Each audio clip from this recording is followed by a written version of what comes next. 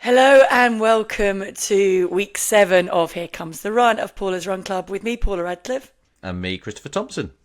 And we have a lot to catch up on this week, Thommo. We do have a great interview coming up with Evie Pickerill, face of CBeebies House, and who also is an ambassador for Children with Cancer UK and ran the marathon for them recently. So we're going to catch all her thoughts on that. Just a reminder, of course, that we do still have the discount code for Heiko. You need to head to drinkheiko.co.uk, use the code PRC, and you get 10% off your first order and 20% off the second. Busy weekend. I was juggling a little bit this weekend, I have to say. Juggling a bit of partying, Literally. a lot of Grand Prix watching, and trying to keep up to date on Stockholm as well, which was phenomenal. And we actually had Rome before that, didn't we? So Yes. That was really good going into it. A few things to talk about there. Nadia Battacletti not quite on top form in Rome. French record went down again, way down the field. It was a phenomenally quick 5k there, but I guess the big news from Stockholm was that women's 800 metres, Keely was beaten, still ran a national record, phenomenal time. It's just that Audrey Vero took a huge step up, in my opinion, smashing out that 1:53.98. Yeah, well, the two things that stood out for me was, one, the maturity of her run, because Keely is the stud in that event at the moment, and even down the home straight, when you watch the face on shot, how relaxed Wero's face looked at coming down was incredible. And she's 22, so Yeah. I think in so many ways, I think the way Keely reacted shows how healthy this potentially could be for the future, definitely. and how much this could create that extra competition. Because I think Keely kind of said, like, it was almost becoming her versus the world record, but now having competition will help stir that up and help kind of keep the fire in the belly, which has clearly happened. So it's healthy for us as spectators, and probably healthy for them as athletes to push each other on. But it was impressive. Yeah, and Vera's talked about, hasn't she, how the fact that it's because of Keely that she's pushed on like that. Yeah. I was chatting about it with Raf and saying that, how many times do we say on this podcast, people go off too quickly and you commit, and sometimes you just catch it right and you can go with it and stay with it. So Vera's been doing that all winter, really, trying to hang with Keely and then paying the price later on. And this time she just found that strength and just waited a little bit when perhaps Keely pushed a little bit too early down the back straight, because that's where she has been able to go away. But Vera had another gear this time, and I agree, extremely impressive. And I think this will bring out another fire in Keely Hodgkinson just at the right time to push them both on closer to that world record. And it would be great to see that improved on. Other big news, of course, Mondo Duplantis not getting over the bar at 5:80, and perhaps admitted afterwards he was concentrating a little bit too much. He needs to leave the wedding planning to the wife. Yeah, you say this, the inside and scoop. the family, no? Is this true? I just watched an Athletics Weekly interview afterwards. Oh, He did admit okay. that he'd been focusing. I think it is his official Swedish part of the wedding next week. Or this week now. But how many, was it 2 years unbeaten or 3? I think it was 2 or 3, yeah. 2 or 3. But I think the thing, wasn't there was it Moses in the 4 hurdles that had the longest winning streak or something across a crazy period?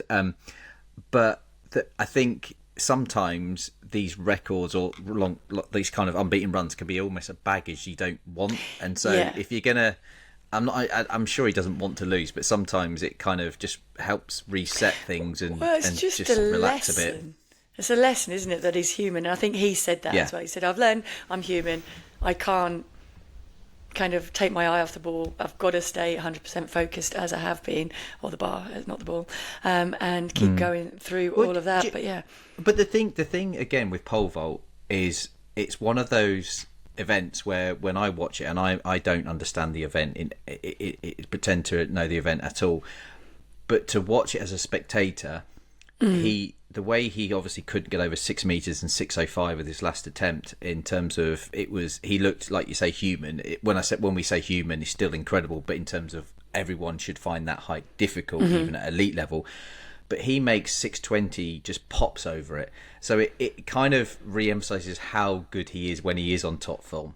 it sounds strange, but when he's struggling to do 6 meters, you kind of then you almost forget that actually how incredible he is when he is flying over. So it's always one of those things that we don't have to. It's not overthink it. It's still very early, and it is a down season for some athletes. I know not for him, he'll have the Europeans, but when there's not a World or Olympics, I think it can be a little bit of a funner summer for some people. So you can get married, you can do other things in life. So let's not, I think we'll see a few anomalies this summer because of that reason. But anyway. Yeah, I mean, everybody is human. Aren't they?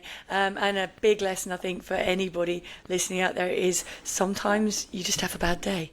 Yeah. And there isn't a lot. You can dissect it, you can try and learn the lessons from it, but sometimes it's just things weren't right on the day, and not to stress too much over those, kind of just to concentrate on keep getting the basics right, and keep showing up, and then you'll get back on track. Just before we move on then, so what was a day where you kind of got humbled when you were in your height? So during your golden era, I mean, your golden era is probably from the word go, but let's just say during that golden period, was there a day where you kind of got humbled of, it really didn't go well at all? Oh my God, I think there were quite a few. The notable one probably being the Athens Olympics, which was really not well at all. But okay, that there was a reason behind that. I was more thinking when reason. When it felt like today should be a good day, but it wasn't. I more meant that. I understand when things aren't right, but like for Mondo, he's not like he was injured. It was just he was distracted by life. So was there something that kind of for you that was, there shouldn't be any reason why you shouldn't compete well, but for some reason it just wasn't clicking? I think. You got to find something for the audience, Paula. No, I'm thinking. No, I think fairly early on, I do remember, and I was lucky in that I did have a long career, so I kind of got to make those mistakes younger, and I do remember, well, in 1993, I remember really messing up the trials for the World Championships. That was a little bit kind of hormonal stuff, stress of going away to uni, maybe getting to me a little bit, and I did really mess up. Thank goodness I was basically given the chance to come back. So at the time, Andy Norman was kind of in charge of a lot of it, and he basically came back to me and said, you really messed up, in not quite those polite words, and told me I had to go to Oslo and basically run well, or else that was not going to the World Champs, because it was effectively the selection for the World Champs. So I went to Oslo. I did run a PB, quite a big PB. I think it was an 11-second PB at the time or something. No, 7-second PB. And I just remember him standing on the infield, and every time I ran past, he just went, run faster. So I got the chance to make that up, and then they put on a special 1,000, and I'm not a 1,000-metre runner, for me at Bedford. And I do remember getting so stressed and so nervous about that. That was later that year, I think, that I really bombed out and really ran terribly. So that was a lesson, is like, yeah, you've got to show up 100% emotionally invested in stuff.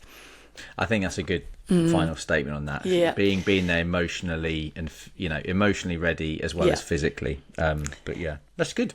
And staying emotionally ready. So it was a busy weekend, as I said, at the Grand Prix here in Monaco. And we did have a big shout out. So we had Sam, remember we had Sam Village and Katie on before the London Marathon. Sam had a great day because the driver he works with, Arvid Lindblad, ended up in 6th position. And actually that team of Racing Bulls got 5th and 6th with Liam Lawson and Arvid Lindblad, just because of the amount of carnage out there. Did get a huge benefit, I think, from the red flag and a little bit of the tarmac, nothing to do with me coming loose on the corner, which was a bit of a big deal. But hot news there, we do have Alan Pomone, who is team principal of those Visa Cash App Racing Bull team, of those guys, and he's a keen runner, Thommo, and he's going to come on. He's going to come on. I can't wait to speak to him. A week before Silverstone. A week before? Oh, fantastic. Yeah. That's well done. I mean, these guys, one of my favourite things to watch in Formula One is the progression of like the pit lane kind of progression of how quickly, and just it is such an iconic way of explaining teamwork, innovation, progression, and all those kind of things in a really symbolic action of. There's a really good YouTube video of back in, I think it was 1950s or 60s, where a pit lane tyre stop was took about 2 minutes, and now it's like, what is it? What is it? Seconds, isn't It's it? seconds. It's like less than 5, I think, the record. I don't know what it was at the weekend, but yeah. It just blows my mind. But really again, is. it's just a fantastic. So that'd be really good to have him on and to talk about just running, teamwork, and all those things. Brilliant. So before we get into this Evie interview, you've got a quick update on Gab, haven't you? Yeah, Gab. He reached out today. He's on day 9 of his 30 marathons in 30 days. He sent me a lovely video, and he met up with a lady called Kathy. So he's near Crewe, but she belongs to South Cheshire Harriers. And just say thank you for hooking up with him. And he's doing well. He's doing fine. The spirits are up. As in, she ran a bit with him, right? She ran a bit. Yeah. Paula, come Just on. clarifying. Right. Yes. Anyway, moving on. But he did say, please, people, get to his Instagram, Gabstone. It's an incredible challenge. We obviously spoke to him about it on a previous pod. If you are in the area where he's running, he's all around the country. Like I say, he's in Crewe today. By the time this goes out, he'll be probably on his way back down the M1 down south by that point. I'm not sure, but get on his Instagram, message him, go for if you can do bits of his run, take him on routes, that would be fantastic. But massively help him out, won't it? A little bit of camaraderie. So yeah, huge but he's doing amazing. But yeah, thank you, Kathy. Yes. Yeah, big thank you, Kathy, for that. And now it is time to get into this interview with Evie, and I'm looking forward to hearing all about her marathon. And now here she is, CBeebies presenter and now runner and completer of the London Marathon 2026. Evie Pickerill, ambassador, of course, for Children with Cancer UK as well. Welcome and thanks for joining us. Oh, thanks for having me. It's lovely to be here. So should we start off first of all with the story of how you got into the London Marathon, because it's linked to the ambassador role, isn't it? It is. So I have been a Children with Cancer UK ambassador for nearly 3 years. And last year I was at the gala. It was a beautiful gala. And I was talking to James about how else I could help fundraise for the charity. And the London Marathon was mentioned. And I was like, oh, okay, I've never ran before, but let's give it a go. And here we are. It was an intense training course, but I can't believe I did it. So when it was brought forward, are you saying you had never done any form of running, not even just a little bit? No, I would say that I'm mainly a swimmer. I enjoy swimming. Okay. And that was kind of my form of exercise. I go to the gym, but I've never really ran. I also dislocated my knee back in 2010 through a performing arts on a performing arts course. So I had a really dodgy knee, and I think I always thought running probably wasn't a possibility because of my knee. And but it clearly was. But the training definitely had to be I had to think about my knee during the training, and that's where I didn't realise how much training went to the marathon, and not just running, strength training as well. Yeah. It completely unlocked a whole new world for me. So did you get some advice on that then? How did you get your training plan? You ran it with your boyfriend, didn't you? I did with my fiance, and he was actually away on tour, so we didn't actually do our training together. We did it separately until the last 6 weeks, 7 weeks actually, and then we kind of came together and we were doing our long runs, so it actually worked out quite well. We got to enjoy the long runs together. Brilliant. Because that's another thing as well, it's trying to keep your brain going while you're on those really long runs. Yeah. And also I was trying to work out if music would work, but then I would run a bit faster. That's okay. So I was trying to. I found quizzes really helpful on the long runs. But yeah, so I went to see a physio who gave me some strength exercises. So it was a real combination of running, but also strengthening the knee, but both knees, to be honest, because you can't really do one without the other. But it was my right knee that was suffering. And how was it afterwards? I do have to ask that. Was it Oh, sore? it was really sore. It was really sore. And I definitely, I mean, I've only ran 5K since the marathon because of the knee and a house move too. But I think going forward, I will have to look after the knee if I do decide to. And I definitely think I will run again. Because you say you swim, so you have a level of fitness in there. Yeah. And that's the thing.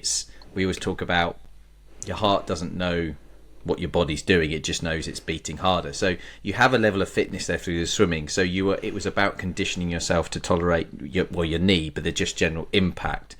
So with your knee, how did you approach like getting out the door and getting used to impact? Did you slowly build it up? Did you use a coach? How did you go about that? So I started with the Couch to 5K method, and I actually carried that on.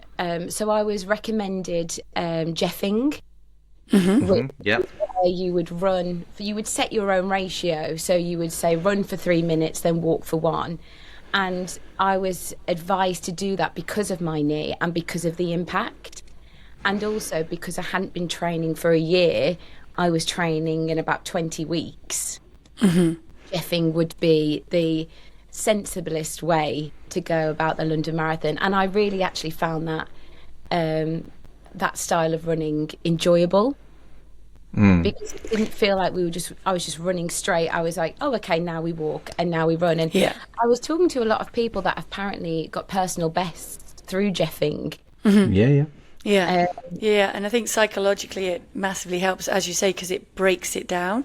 So instead of you thinking, I've got 26 miles of running ahead of me, I've just got until the next walk break. And it also, on warm days, it helps people to, if you walk through the water stations, it helps you to make sure that you stay hydrated, you stay fueled. Exactly, and we were working out our kind of Jeffing techniques through going the water stations and to get some ice or to get the Lucasade, and it worked really well for us. But then by mile 18, my knee did go. Oh. How far did you get up to in training? What was your longest run? Our longest run was 19K. Okay.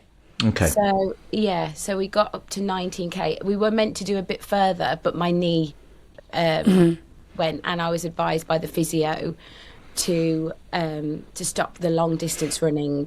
And then just do shorter runs and then spend more time strength training in the gym. It was a whole new world, because I think I went into it quite naive. I thought, well, if I'm sure I can. I think you went into it very bravely. I mean, I can't think of many people who would go in as a figurehead for raising money for a charity and just say yes at the first time of asking when you haven't ever run before. I think that's extremely brave, and hats off to you. And I think you did phenomenally well. If you'd got to 19K as a long run and then you got to 18 miles, which is approaching 30K on marathon day before it went. 19 miles. I'm so sorry. We got to 19 miles. All right. Okay. All right. I was like 90, because it's 40. No, we went to 19 miles. Okay, well that's phenomenal that you got. That's as far as you really need to go, isn't it, Thommo? I'd say so. Yeah. And we were told that, so that was. I mean, I think psychologically, I think I wanted to go further, especially because we were Jeffing. But we were told that if you can get to the 18 mile, then you'll be fine. So. We did get to 18, 19, as I say, but at that point my knee was just like, I remember the run very clearly, and I was just like, oh no, I need to stop now, because my knee's really, really in a lot of pain.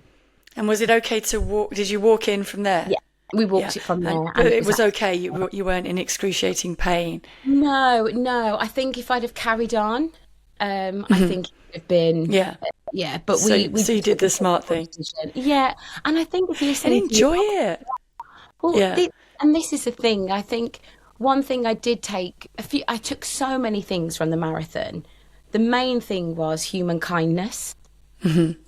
I cannot believe how kind and how encouraging the crowd were. It made me cry on multiple occasions. Because I felt so supported, especially, funnily enough, mile 18, my knee did pack up, and I did have to hobble walk the rest. But the crowd just keep you going, and mentally, I could have carried on. But Yeah, my I mean, body it's the crowd, and it's the crowd around you, isn't it? The actual runners in the race. And I have to ask you about being part of that world record in terms of finishes and the atmosphere on the day. honestly, it was euphoric. Yeah. I don't think I'll ever forget that feeling of just that camaraderie of all coming together, and seeing the runners and who they're running for and what charity they're running for. And I think, you say it's brave to put yourself forward, but I think for the charity that I was running for and that I'm an ambassador for, every child is brave who goes through the treatment that they do go through. And I just think I'm just a small drop in the ocean to what they go through. And if I can hopefully raise some awareness into trying to get more money to fundraise and to get behind a treatment for them, then it's nothing. I would do it again and again in that sense, to hopefully raise as much awareness as possible. And because it's always fascinating to me how the marathon pulls us in to do something that can be so out of our comfort zone, and along the way we never question, like you mentioned, your knee and all these reasons that kind of scream us to say you shouldn't do this or don't do this or this is too hard, yet we never question that, because there's this mechanism that's flipped in us to, we're doing this no matter what. And there's not many things in life I feel like that we get kind of faced with that. So I kind of what was that like for you to go through that kind of switch moment of, I'm going to do this no matter what, and it was so outside the comfort zone, and the driving force behind it? I think from the very beginning, I felt it was out my comfort zone, in the sense that I'd never done it before. So I was learning a new skill, as it were, and in such a short amount of time. But there was never a question of, like you say, me not doing it because it wasn't for me. There was no part of doing the marathon that was for me. Obviously, the day itself was just incredible, and the memories I will remember are just amazing. And to do it with Alex was a dream. But through that whole training period, right up until that day, there was nothing that it wasn't. It was for the children and for the young people, and that's what I kept thinking. And through the hard times, and there were real hard times, and there were times that I didn't want to go out on that long run, or that I was on that long run and thinking, oh my gosh, this is so hard. But then you flip the narrative and you think of your why, and the why is so much stronger than any pain and any reason to quit. And I think that's just, and I've never experienced that before, because I've never done anything quite as big and as challenging. Yeah, so you took a big step. How long have you been an ambassador with Children with Cancer UK? Nearly 3 years now. And it just felt like the perfect fit, because even before CBeebies, I had visited hospital children wards dressed as a princess. So it just felt like a really lovely fit to be an ambassador for that charity and the work they do. And, there was a mum that I met who was running for her daughter for Children with Cancer UK in her wedding dress. And I instantly thought, I was like, well, gosh, how are you doing that in this huge dress? But you do it because you're not doing it for yourself, No. And those stories, I mean, you talk about the gala. I think Thommo and I both know how emotional a night that is, and how powerful it is. And it tells the children's stories, it tells the families' stories, and you do come away with this overriding sense of something has to be done, because really every child needs to be able to get to the end and ring that bell, and they are working towards that. And as you touched upon earlier, making sure that we get those treatments that are kind and are targeted to kids, because at the moment the kids are treated with adults' chemotherapy drugs, and they have side effects that those kids carry forward through their life, because they're not dosed. For children, they are effective at beating the cancer, but they're not dosed yet. So it is working towards that. I just think it's phenomenal that you picked up that challenge and went out there and did that along with everyone else, because we do have to mention that I think they had 3,000 and something runners. Yeah, they really did. Yeah. And I just want to say, every runner that we ran past who were running for Children with Cancer UK they all were so encouraging. And, you know, anytime you would see a Children with Cancer top, you would, I think, run a bit faster just to tell them how well they were doing. It was a real special day.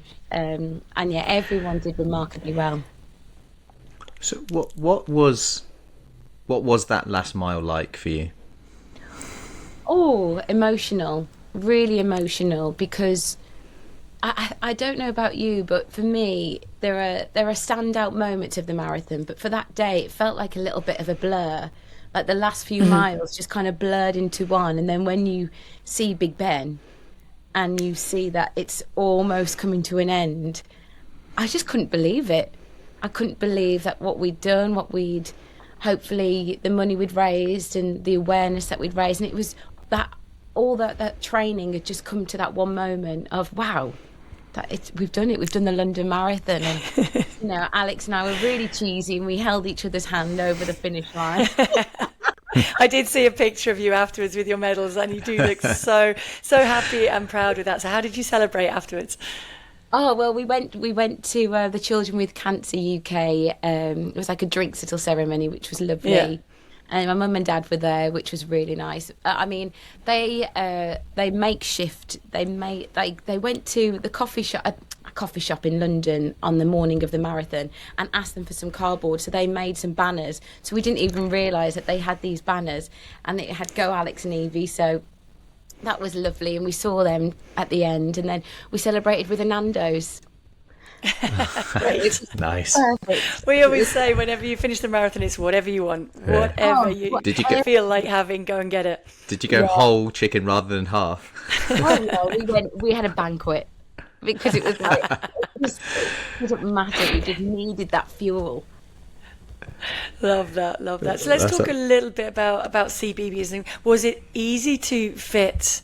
Because you're not in a 9-to-5 job. No. So how easy was it to kind of fit the training, the preparation, even just the time to go down to London, make sure you've got your number and are ready to sort of get ready for the race, and then back to work straight afterwards, was it? Yeah, it was. I mean, we were filming on location. We did a couple of specials in between the marathon, and then I was here, there and everywhere. So there wasn't a linear training program in the sense of my long run would be on a Sunday and then my 2 smaller runs would be in the week. It was just looking at the diary, and it was going week by week by week. And it was just trying to fit in moments and, okay, I can fit a long run in on Wednesday morning, but then I've got work Wednesday afternoon. So it had to be regimented, but also really flexible because, as you know, as a freelancer, you know, work pops in and then, that date has to change. Okay, well, I'll have to change my running date. But also, I also had to cancel plans for runs, which I didn't realise would even be a thing. So the last month, between March and April, my social calendar minimised. And it was all about how much time can I get in the gym? How many runs can I do sensibly without burning myself out? Because that's the other thing as well. I thought, again, naively, that I'll just keep running every day. Well, you can't, because your body needs that time to repair. And it's not about how many miles you can do in one run, because your body could be like, well, I need a week to repair after this. It's building that stamina for the impact on your body.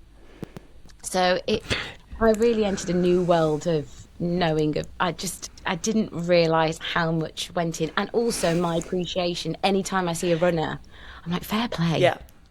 Well, do you not find there's a switch where you can catch a runner or recognise a runner out of obviously running clothes just by the way that they might be trying to do calf raises on the tube or doing a little bit of a stretching exercise? Definitely. You think that's a marathon runner? They're trying to just do a little bit there. Yeah.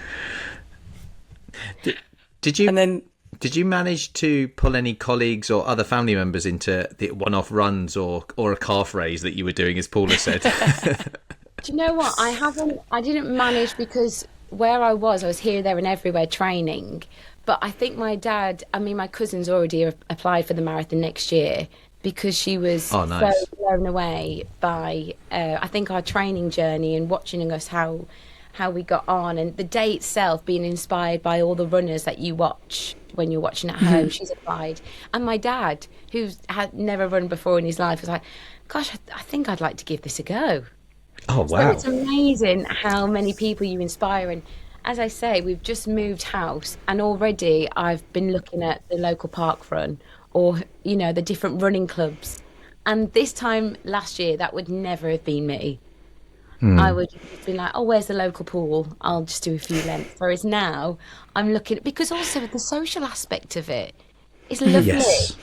It's Yeah. really, really great. So I said to you before we came on, because I wanted to check the quote, because I saw you say you're not a runner. No. And and you know what the question is now you've done what you've done and you've inspired others, importantly as well. Do you feel like a runner now? I don't think I feel like a runner yet. I feel like I did the best that I could to raise money for the charity that I was running for, Children with Cancer UK. I think it's definitely inspired me to become a runner. I think the commitment that you have to be a runner is admirable. And I would like to class myself as a runner, but I think what makes it so accessible, anyone can run. And also as well, I think the running community are really welcoming. I thought when I was going into the marathon and I was going to do Jeffing, I didn't know how maybe runners would feel about that. But no runner made me feel a particular way. They were like, you're doing it, you're out there. Yeah. That's all No, that there's matters. so much support and camaraderie out there that I don't There's think really there is. is any. It's hard to think of another sport where there is that much diverse inclusivity out there, just getting everybody, and you're just getting from the start to the finish. That's what everyone's trying to do, and you're not really trying to beat each other either. The elites at the front, they're trying to beat each other, but the course. majority of the people, they're trying to help each other to get round together. And I think that is the unique power of it, and that's why we had that camaraderie there, because we broke that record because everyone helped each other. If someone was walking, it's like, no, you're not going to be the one that drops out and gets us below the number. Keep going. So did you feel that amongst others? Oh, amongst every person that was running, it was just like you'd see one person, you could see them, you know, finding it a little bit hard, and you'd be like, no, you've got this, come on, you've got this. And, you know, there'd be people like, has anyone got any water? Someone would be right there with some water or a sweet or, you know. And it was just, like you say, I think it's a really, really empowering experience to be a part of, because it restores your faith in humanity. Yeah, And- we do always say that the single day of the year that shows London off at its very, very, Well, very we're going to have best. to say 2 now. I know, yeah, Maybe. Well, yeah. So you might have to do Hopefully. it twice next year, Evie. Yeah, No, yeah. I'm just joking. You can only do one. Well, Alex has already signed up for the Manchester. My partner Alex has already signed up for the Manchester Marathon. Okay. So he was very Wow. inspired by doing it. And I would love to do a half marathon actually, and have another go at doing a half marathon to then hopefully do a marathon, and give myself a little bit more training as well.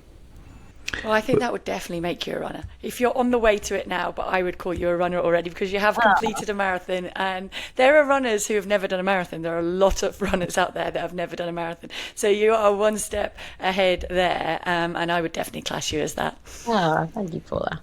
So, there was something that as well I saw that you're, because there's always these initiatives when it comes to kids and getting them active, and you're part of the super movers, right? The CBeebies super movers, and that's, if I'm right, that's about getting kids moving in classrooms, isn't it? So you're and it's in conjunction, I think, with the Premier League and another partner as well. But in terms of just that at a basic level, getting kids moving, and then they can take that movement wherever they want to take it, whether it's running, swimming, or whatever. So what's that been like, kind of encouraging young kids, and the work you've done with raising money for a charity, but also inspiring kids to run? And what was it like doing that after a long run in the morning? Yeah. So I imagine that was hard. Yeah, I ate in places. I was like, oh, this is a bit tight today. But I think it's so important for any child and young adult to get out and move their bodies. because I think mentally as well, and I'm a massive advocate on children's well-being and their mental health, and I think movement is such a key role in that. And I think, the endorphins that we all get from moving our body, whether that's running or swimming or playing a sport, will help us in our everyday life, will help us at school and at work, and keep our focus. And I think sport plays a real part on focus. And I think, having a group activity and encouraging children to work together, because that's also what we're doing as well, is trying to encourage classrooms to, no matter what their ability is, they can all move their body. And I think that's really important. And I think, and also one thing I was quite proud of, and I was trying to be quite vocal on my social media for children and young people, is to say we can come out of our comfort zones, because running was really out of my comfort zone, but we can give it a go. And we can learn to enjoy something new. And you don't have to be the best runner in the world. You just have to take part. And I think that was really important. So I think that's so valid across everything. And you don't know, also, it might be something that you love, but until you try it, then you can't discover it. So by trying all sorts of different sports and all sorts of different movements, you might discover that really obscure one that you absolutely love and you happen to be good at it. Or, as you say, you don't need to be good at it. Just enjoy it. If it makes you feel better, carry on with it. And also, there's so many sports that children can enjoy.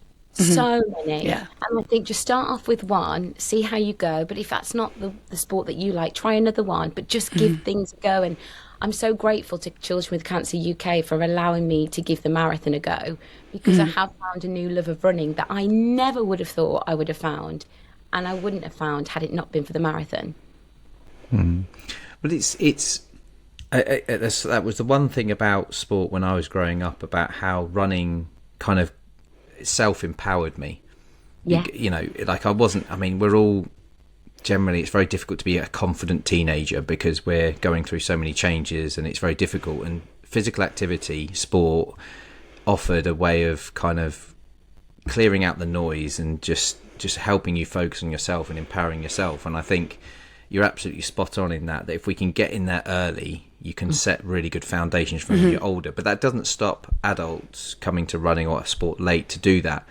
It's really annoying because I want to find this quote, and I know Sharky's going to annoy me for clicking, but I saw a superb quote. I noticed you took on board the mute my mic before I start typing. No, I know. I want to find it. So I'm going to put myself on mute, you guys, because I'm going to find this quote, because it was in, unless Evie, you know what I'm talking about, or Paula, there was a quote. It was a Banksy quote about art in Manchester. I saw it. It was on a billboard, and it was about art. But I thought you saw this during the run, or? No, it's outside the. It was outside the Manchester train station when I was there the other week, and it was like a billboard, and it had and I took a picture of it because I was like, that's such a good quote, and I thought it's to do with art, but you could apply it to running. So I'm going to find it. I'm put myself, because I don't know. Yeah. Do you know what I'm talking about, Evie? But it does. But I don't know the quote. There we go. He's gone away. Keep talking. I'm going to put myself on mute so Sharky doesn't. I'm going to find it because it's such a good quote. Hold on. He does this. He just goes off and taps around. It won't be fine. He'll come back with the information in a little bit. But he's very right. It is that those little things that just give you that self-confidence growing up. So did you pop along to the mini? And did you watch any of the kids taking part on the Saturday? Unfortunately, because I was working. I did see online. I saw so many pictures, but I also saw children with their medals on the evening, and it was so lovely. What a lovely thing to have been a part of for little ones. And I think it's definitely, I mean, I think it's such an inspirational goal of the marathon that they have, not just to grow the progression of the number of people taking part, because that's obviously reaching a ceiling there in terms of the adult side of it, but just to grow the impact of that mini marathon. So when the marathon first started, it was only London boroughs. And then it's gradually improved and increased in size to take in the rest of the country, and now it becomes a real target and a real kind of life eye opener for kids to get the opportunity to go down to London and to take part in the London Marathon and be a big part of that. So I think it's a phenomenal day. So if you're not running it next year, go down and cheer on the Mini, because it's a great part to be a part of. And I'm sure they'd love to see you there as well. Yeah, I would love to do that. That's such a lovely idea. Really, really good idea. It does work out ever so well. Right, have you found anything, Thommo, or not? Right, yeah, I have. There we go. Drum roll. Well, I did. I took a photo of it, and I was trying to find the photo. So if I've not got this spot on, I apologise. But because I've kind of applied the running thing. But the quote was, and like I say, I've replaced the word art with running. So running can disturb the comfortable and comfort the disturbed. And I thought that's so good, because again, to translate in my mind, it's running will take us out of our comfort zone. Mm-hmm. But then once we're out of our comfort zone, running will then comfort us as we progress and conquer our goals. And I thought that's such a good way of looking at it. Mm-hmm. Yeah. Right, you need to remember that, Thommo. We'll actually save that somewhere. Yeah. It's a very good one. It's everything that Evie's been talking about, isn't it? Exactly. That's why I wanted to bring it up. And then also that kind of mental feel good for everybody. Oh, and there's nothing quite like it. I mean, as I was going on my longer runs, getting up to like a half marathon and past that, as I was reaching to 10, 12K, I was thinking, God, this is amazing. My body feels good. My mind feels good.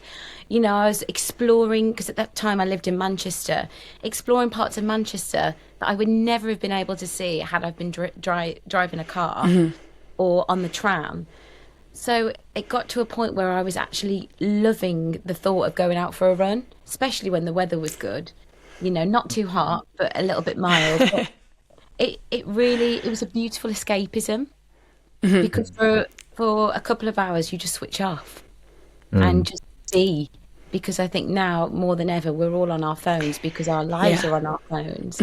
Whereas running, you can't be.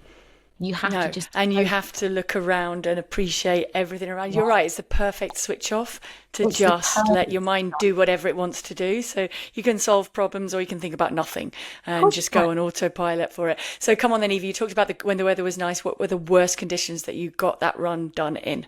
Oh my goodness. I remember one run, and I was running along the quays in Manchester, and the rain was just pelting at my face, and I was cold, and I was like, come on, we can do this. And luckily it was only a short run, but I remember, but there were other runners around me, and I thought, okay, we're not alone.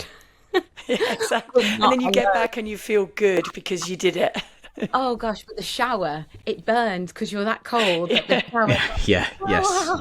Yeah, you've got to go gradually. Yes. There's a pain to getting in the shower after a cold run. My legs and it was, there was some times I thought, I really don't want to go out, but you have to. But and when you get it done, that's another sign that you're a runner. Yeah. And also after it, you think, gosh, you did well. And you can get, especially an early morning run, I'd start the day off on such a high. Gosh, what I've achieved so much this morning, and I've still got my whole day ahead of me. Such a brilliant. I think that's gone. You've got one more, Thommo. No, I was literally. I was going to do a throw again. What could you say to inspire others to go on this journey? Oh my God! Again, no. In a throwaway, as a throwaway one kind of line. tip. One quick tip of or why should someone go on a journey like this that when they've never been on it before? I think you don't know until you try. And I think I was very much in the mindset before the marathon of, I'm not a runner. I couldn't run. But you don't know until you try. You might just spark something in you that you will never, a new love for something and a new passion that will get you outside, that will get you away from the world. Just how many, and also you don't have to run a marathon to be a runner. You could just run 5K at your local park run and meet some new people and meet some new friends and just have that time on a Sunday morning, a Saturday morning, where you go out and you get some exercise, and you could walk it, you could jeff it, you could run it. But I think just give it a go, because I'm really, really proud of myself for doing that and finding a new love for something. Brilliant. I think that's such a strong point to end on. Thank you so much, Evie. You never know unless you try it, so give it a go. Thank you very, very much. And the very best of luck in whichever type of running you go to next, but we'll be cheering you on. Thank you so much. Thank you for having me. Yeah, thank you so much. Absolutely stunning. Thank you. Thank you. Well, that was brilliant, wasn't it, Thommo? I love that. A couple of quotes for you to remember. Can you remember it already? Let's do a quick check now. What, on the Banksy quote? Yeah. It was... Oh, no. Why would you do this to me? It was, running can disturb the comfortable and comfort the disturbed. There you go. There you go. Oh, you remembered it. On your next run, you need to go for a run and just repeat it a little bit, and then you'll remember it. Yeah. Because it's great. Running is great for things like that. But honestly, I loved Evie's enthusiasm and the way she just took on that challenge. And she's turned into a proper runner now. When you come back and you can tell a story about your hands coming back to life when they're really dropping off you freezing. I do remember when Raf did his first run in the snow and he came back moaning his hands were sore, and then he's going into the shower and I'm going, oh wait, and he's like, ow. Yeah. It is a baptism of fire with things like that. It's like your gut is, I don't know, you're just desperate to do something that you think's going to help, but actually there's a shock to the system in waiting. But I kept asking her. Well, I asked her about, does she feel like a runner? And I know she says she doesn't feel like one, but I think that's where, and hence the quote and all these other things. It's more than just running. Marathoning and all that we're talking about is more than running, because it's running is part of a bigger picture of all these different mechanisms of what makes it so great and byproducts. And it sounds like it's deep, but that's what we're here for. We're trying to unpick those kind of layers that it kind of offers of challenging yourself, the camaraderie, the social aspect, the money raising, all these different things, the self-discovery, the self-improvement. And running is just like a thing on the side sometimes that's just part of that equation. And so she says she's not a running, but in so many ways what she did is more than running. It's beyond that, if that makes sense. Yeah, absolutely. And a really top class ambassador for the charity Children with Cancer UK as well, pushing that message out there. And as she talks about, it's not just about raising the funds, it's about raising the awareness and getting the understanding out there. And I did find that was really a moving part when she said that when it got really tough, she was saying, I'm not being brave, they're being brave, and I'm doing it for them. I think that was really powerful as well. So I think she's a great lady, and I hope to see her carry on and keep taking on those targets in the future. I mean, she talked about park runs, and I think the inclusivity of the community hit her as well, didn't it? And that's what we love as well. She used the word restoring her faith in humanity, and I think sometimes that it's nice to kind of have a technology-free zone, and marathoning is one of those few areas where it's not completely out of it, because there's people filming or running with their phones, but it's minimising that technology buzz and people engaging with one another and supporting one another, whether in the race, outside the race, and it becomes that kind of modern day equivalent of drowning out that noise to allow us to be at a human level, simple and basic again, which I think is quite powerful and quite unique, because it's not often you can find that anymore. That quiet space is there, and I think marathon running can be that quiet space for people in a very loud, noisy room. That's which is again, it can be that quiet space in a noisy room with lots of friends around you. Yeah, but you can still. That's what is special about running, isn't it? You can find the bit that works for you. So whatever you feel like on a given day, there's a part of running that you can fit into. So you can go and join a big race and loads of people around you. You can go and join a club run and have lots of people around you, or you can go out on a trail run and see nobody, apart from a snake. I saw a big snake this morning. That was quite scary. Did it let you pass? It was running away from me, thankfully. Or slithering away from me. Slithering, I was going to say. Well, she made the comment as well about how welcoming, and again about the humanity thing, and I think that's something that I quite often think about is when you see people out for a run or doing this or whatever they're doing, it's a very welcoming space of non-judgmental. Like, I would feel very I'm not knocking swimming, but if I go swimming, I feel quite paranoid. I'm not very good at it, but I don't feel that I've never felt the same way about running, or I never feel like it's quite the same kind of level of judgment because you're just trying. And I'm sure it's the same with swimming, but I feel like it's a bit more apparent in so many ways. Whereas running is a kind of there's no right or wrong way. Whereas swimming, if you get it wrong, you drown. And I'm not trying to pit it against each other. Do you get what I mean? I'm not trying to pit it against each other, but there's Well, I'm not sure that my swimming style fits into any perfect style box, but I know I'm not going to drown. So, but I know. But I'm saying there's, because if you stop and Jeff, that's still you're still doing it. Yeah, but I think that was great that's when she kind of what I'm mentioned that getting point, at. because I do think a lot of people out there do that, and a lot of people recognise. I mean, we called it cramming at one point, didn't we? Because Steve Cram recommended that people do it, and if he's not a runner, I don't know who is. So that absolutely We all do it. We all do it. We all do it. Yeah, I'm watching out this space to see if she ticks off another one of those majors now she's gone on that journey. Fiance's is in doing Manchester. So, and I think I can only. Do you know what I meant to say to her after? I was going to recommend Great North for half marathon. She said about wanting to do a half marathon, but we need to reach out and tell her, give her the. Well, there the are different so halves. many, aren't there? There's Great North, there's the big half, there's lots of marathons out there, and of course those majors. And we're still waiting on that news, aren't we, as to whether Cape Town gets added in. Yes, it so has. Whether they get the nod. They've fulfilled the criteria, haven't they? They're just waiting, I think, for the tick. Yeah, well, they got close to 20,000 finishers, so they've jumped. I think it went 10,016, nearly at 20, and it's going to keep going one way. But I'm sure it's only a matter of time before they get added to that kind of worldwide marathon major kind of title of events.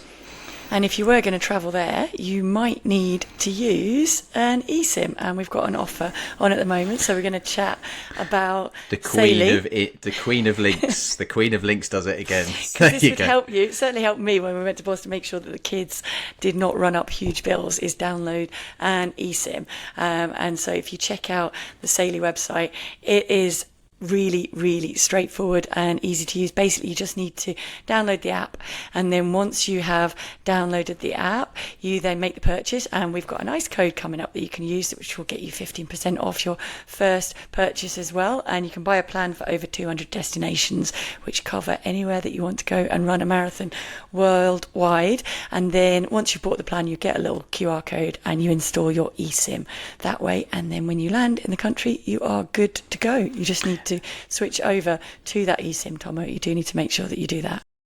So Saily offers a way of simplifying that kind of roaming process to set limits, and gives you kind of simplifies the different tariff options depending on whichever country you are in the world that actually might be quite difficult to find roaming charges or roaming limits within certain countries around the world. Yeah, basically it is. It makes it so much easier. So it would be for use where your normal mobile phone provider does not cover it through roaming included. And then you would look at one of these 200 destinations and you put it in. You put how long you're going to stay, how long you want to use the eSIM for, and it will give you the options available. Then you just purchase the plan, and like I say, then they just ping you over the QR code, and you download that as an eSIM on your phone. And then the minute you land, you switch over onto that eSIM and you turn off data roaming on your home one, so that you don't have the two fighting together. And it's that simple to use. So we have the code for you to use there. And so basically all you need to do again is download Saily in your app store and use our code, which is Paula's Run Club, at checkout to get an exclusive 15% off your first purchase. For further details, go to saily.com/Paula's Run Club. You can try it out now, Thommo. Where are you off to next? Where am I off to now? That's a great question. I've got to head back to Zurich for some testing with some athletes. Well, so Switzerland, there you go. because Switzerland doesn't always fit into the EU loans, as I found out What's when the we code drove again? through it. The code is Paula's Run Club.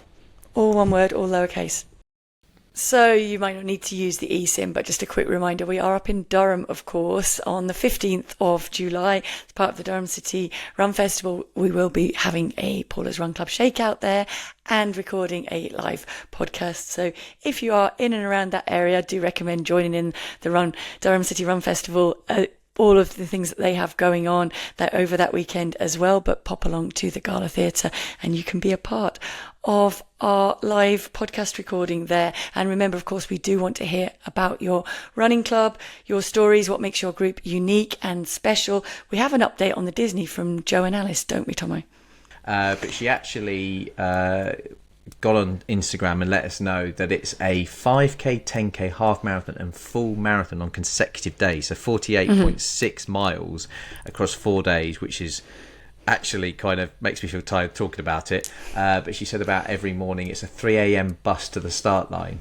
But obviously incredible camaraderie. I mean, we know Jo and Alice are great friends of the podcast and our community, and she's all they're great people. So, but it's something that I'd love to do one day, and it's something that other groups may or may not have done, and we want to hear more from other communities and run clubs that have done things like this.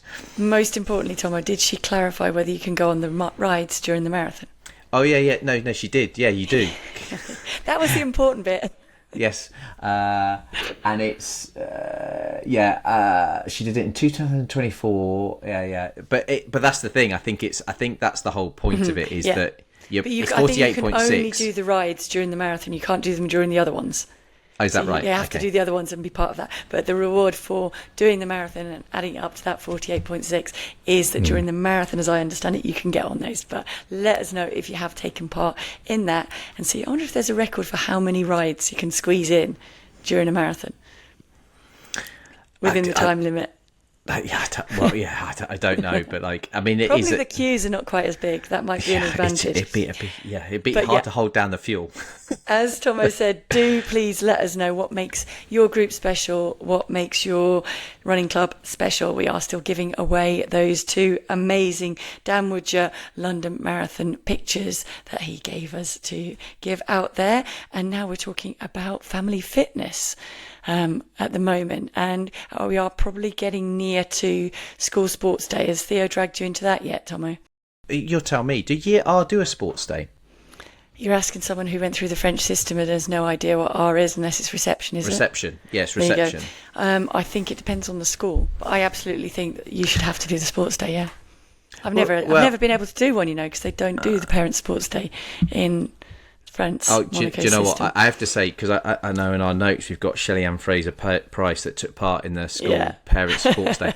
Do you know, it's on my...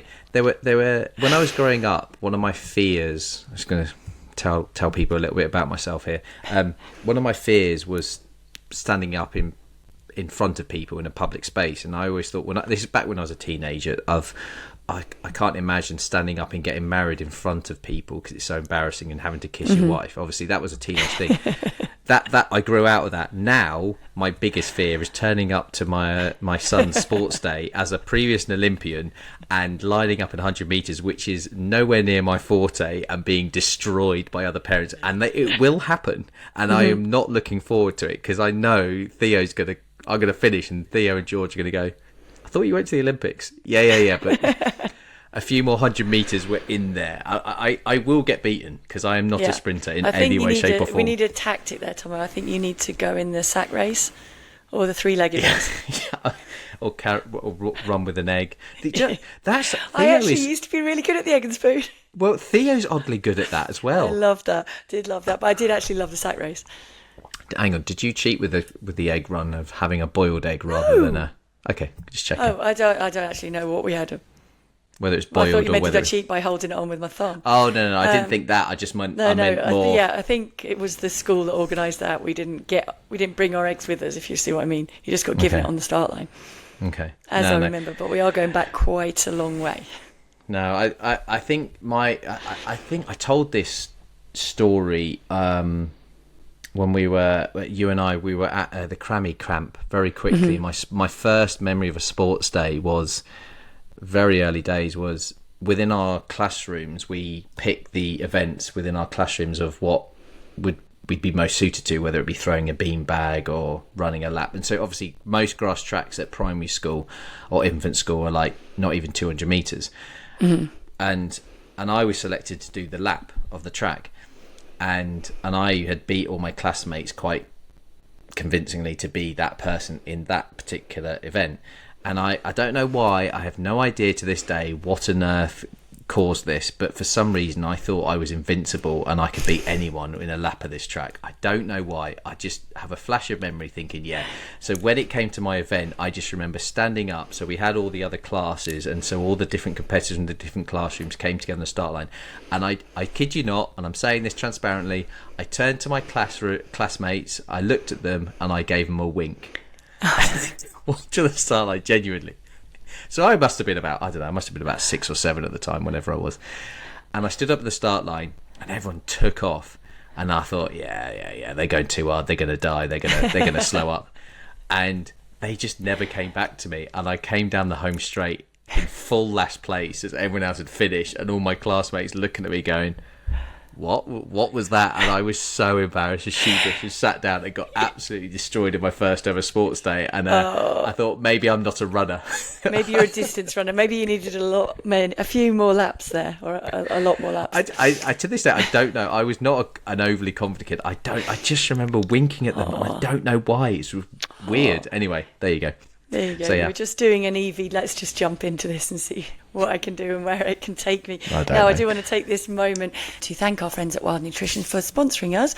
They are, of course, still backing Paula's Run Club listeners and giving you 50% off for 3 months. Yep, that's right. And you get a completely free personal consultation with a registered nutritional therapist, which obviously, it goes without saying, it's an incredible deal. And today we want to chat about a brand new launch of theirs that is a perfect for support for foundational well-being. So, Thommo, did you know that only 4% of us actually meet our daily fibre intake, and that number shrinks to just 1% for women aged 65 and over? Wow, only 4%. I have to say, I've been on a bit of a rabbit hole recently with fibre and understanding just how important it is, not just for overall health, but for running fuel as well. It definitely sounds like it's time for some trusted support in this area. Absolutely, and that is where your fibre fundamental comes in. Meet the new High Fibre Plus from Wild Nutrition. It's a diverse 7-in-1 blend that lends a helping hand exactly where you need it. What makes it stand out is it's made with High Fibre Plus combined sun fibre, nature knit and a unique fruit and vegetable matrix. This combination gives you genuinely diverse source of fibre that is scientifically studied and designed to be very gentle on digestion. Exactly. It's entirely formulated to support healthy digestion and your overall foundational well-being. So that's Wild Nutrition, which are offering Paula Run Club listeners an exclusive 50% off for 3 months and a free personal consultation with a nutritional therapist. Just go to wildnutrition.com/Paula to get started. That's wildnutrition.com/Paula so that you can feel the difference yourselves. Terms and conditions do apply. Sticking with the giveaways, just a reminder, of course, that we do still have the discount code for Heiko. You need to head to drinkheiko.co.uk, use the code PRC, and you get 10% off your first order and 20% off the second. And that is all that we've got time for this week. It has been a great one. Really enjoyed chatting to Evie. Don't forget to write in and give us your reasons to get yourself in that queue for the Dan Woodger pictures. And we want to hear all your stories about your running clubs within that, of course.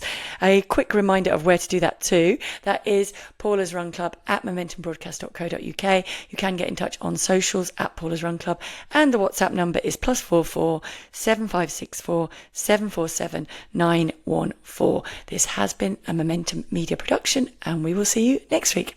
Bye. We'll see you at the Shakeout on Thursday, of course. Yeah, absolutely. And I was just going to say, thanks for listening, guys. And please do get in touch. That Dan Woodger illustration is awesome. Let us know why your group wants it. Thanks.